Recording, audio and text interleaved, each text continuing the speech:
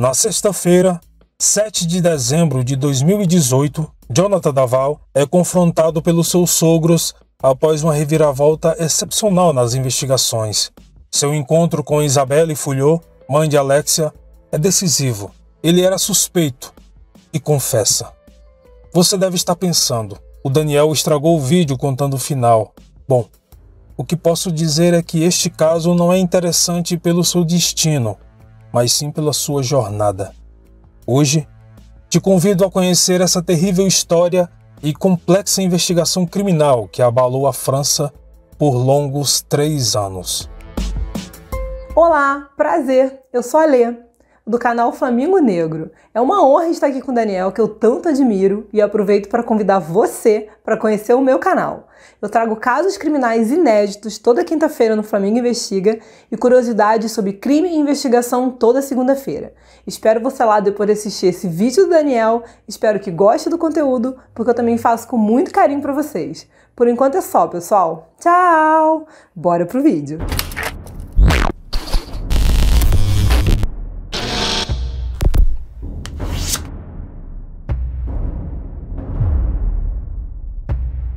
Grand-Lavie é uma comuna francesa na região administrativa de Borgonha, no departamento de Alto-Sona.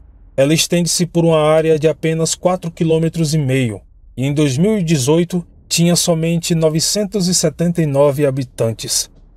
Mas a nossa história acontece em 2017, num sábado, dia 28 de outubro.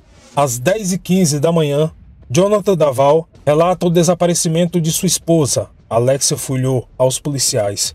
O homem disse que ela teria saído para correr às 8 horas, como fazia todas as manhãs, mas ainda não tinha voltado para casa. Tendo o hábito de correr cerca de 40 minutos, ele ficou preocupado. A polícia é imediatamente mobilizada e uma investigação é lançada. Rapidamente, inúmeras pessoas da região ajudam nas buscas. Por volta das 3 horas da tarde do mesmo dia, um corpo carbonizado foi encontrado em um vilarejo vizinho, em Vele. O corpo estava escondido sob folhas mortas e seu estado era horrível. Uma identificação visual não foi possível, mas era uma mulher. Os investigadores e a família de Alexia tinham esperanças de que não fosse ela. Afinal, o corpo foi encontrado a vários quilômetros fora de seu trajeto habitual. Mas o veredito é cruel. Aquela era realmente Alexia Fulhot. Uma autópsia revelou que ela foi morta com uma violência incrível. Alexia teria sido agredida várias vezes no rosto e depois sufocada até a morte. A calcinação foi realizada pós-mortem e não havia sinais de abuso. O medo tomou de conta da pequena vila e rapidamente toda a França estava de luto. Marchas, orações e vigílias foram realizadas em homenagem à jovem. Mas quem poderia ter feito isso com uma jovem bancária de 29 anos sem nenhum histórico de inimizades?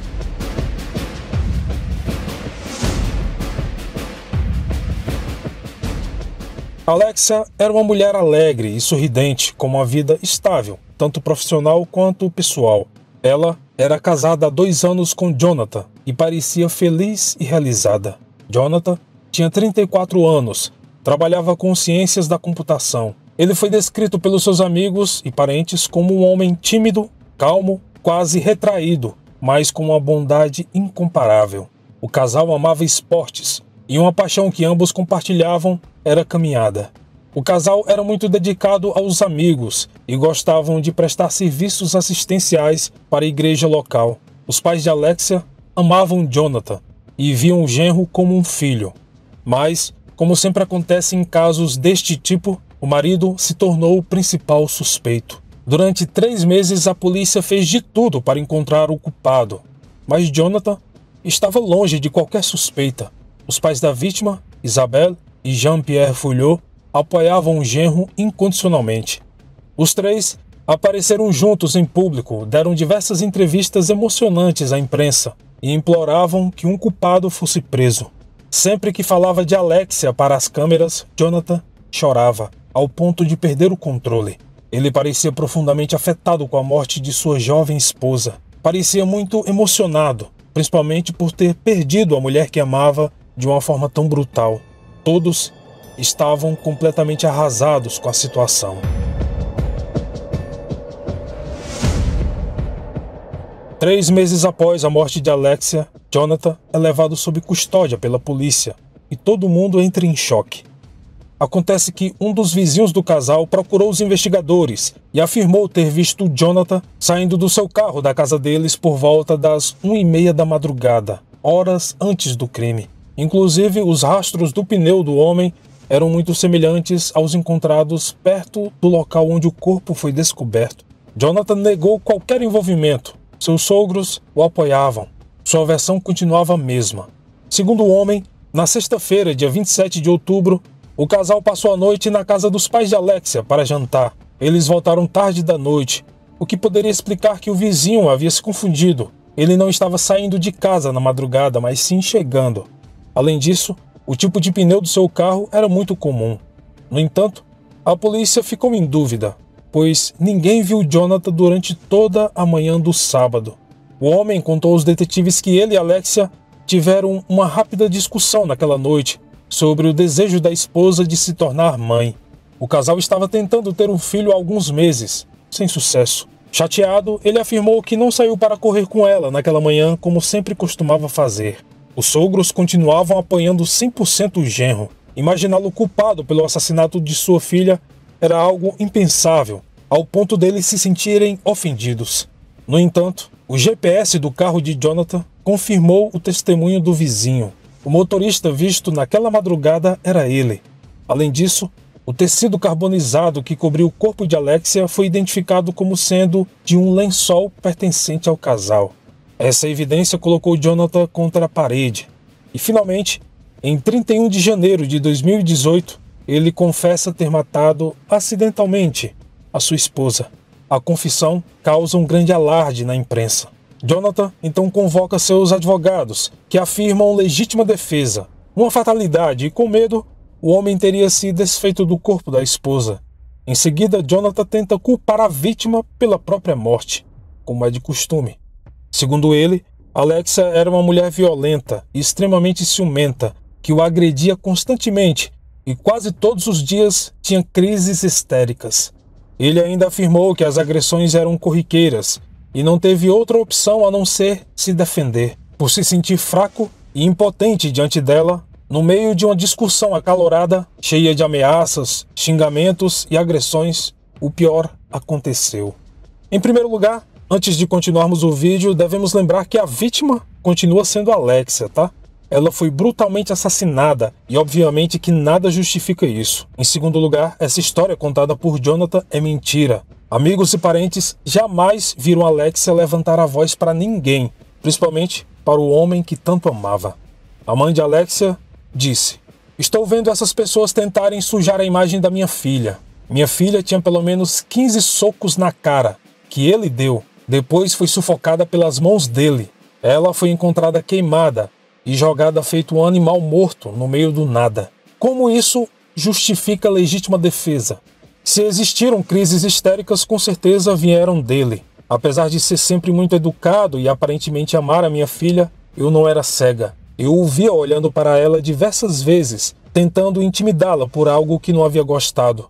Nós mulheres sabemos. Muitas de nós nos sentimos um lixo quando nossos maridos nos repreendem apenas com um olhar. Esse olhar é como um soco silencioso no meio das costelas, que vai evoluindo para algo pior. Mas devo ser sincera, apesar de ter desconfiado que ele seria um marido agressivo, o seu jeito amoroso e encantador me fez pensar que era coisa da minha cabeça. Afinal, Alexia sempre foi uma mulher muito decidida e independente. Com certeza, se estivesse precisando de ajuda ou estivesse se sentindo coagida, ela me diria. Mas talvez o amor tenha falado mais alto e ela se calou. Se é que podemos chamar isso de amor.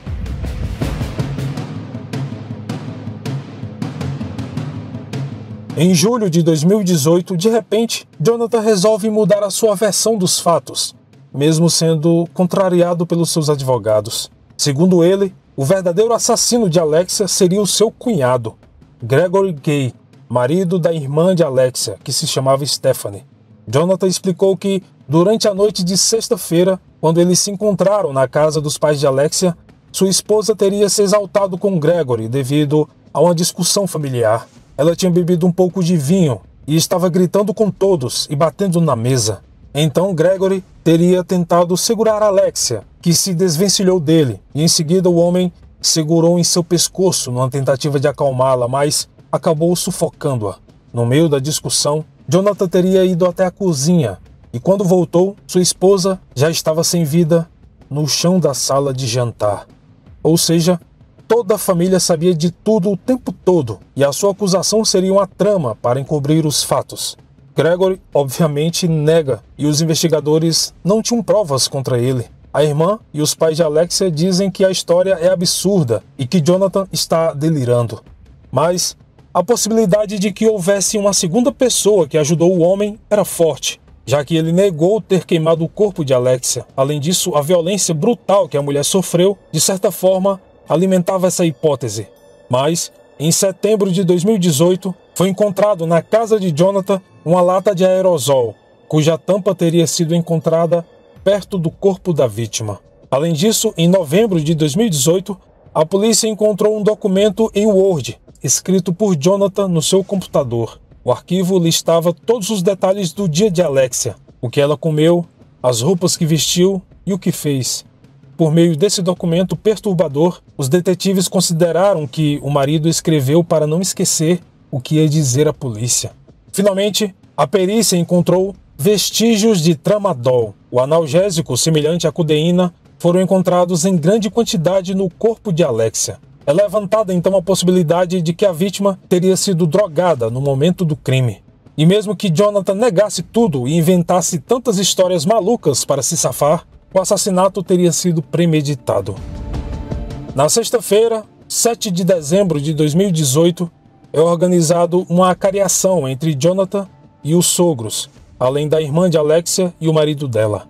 Depois de mais de 20 horas enfrentando a mãe de Alexia, Jonathan desmorona, literalmente. Primeiro, ele finge um desmaio, depois se levanta e se ajoelha, se jogando aos pés da irmã de Alexia, Isabelle, dizendo que ele é o único culpado e que o que fez é imperdoável, mas continuava afirmando que foi tudo um acidente. Posteriormente, é realizada uma reconstituição dos fatos, incluindo o ato de estrangulamento. Segundo a polícia, leva cerca de 4 minutos para estrangular alguém. Se fosse um acidente, um excesso de raiva, ele poderia ter caído em si e parado, mas a sua vontade de matar era real. Jonathan admite ter queimado o corpo e que fez tudo sozinho. Todos estão aliviados. A verdade foi restaurada e o baile de máscaras acabou.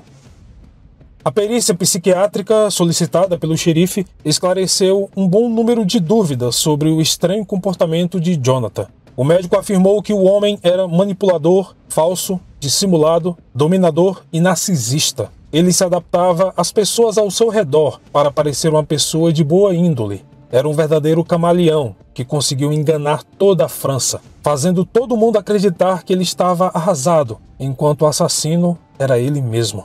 Finalmente, pelo assassinato de sua esposa, Jonathan Daval foi condenado em 20 de novembro de 2020 a 25 anos de prisão, com a possibilidade de solicitar liberdade condicional após 12 anos e 6 meses de cárcere. Mas ele ainda pode ter uma redução de pena por bom comportamento, além de inúmeros outros benefícios legais que podem fazê-lo cumprir apenas 15 anos e meio de prisão. Ou seja, ele estará solto em 2035. O pai de Alexia disse após a sentença que a justiça fez bem o seu trabalho, entendeu nossa dor e, ao mesmo tempo, entendeu o massacre de Alexia. Apesar de que em 15 anos ele possa sair, estamos satisfeitos, pois temos um culpado. Ele jamais será esquecido. Meus sentimentos à família Fulhot e que a alma de Alexia descanse em paz. Este foi o vídeo de hoje. Muito obrigado pelo carinho e atenção de todos e, como sempre, nos vemos nos comentários. Até mais.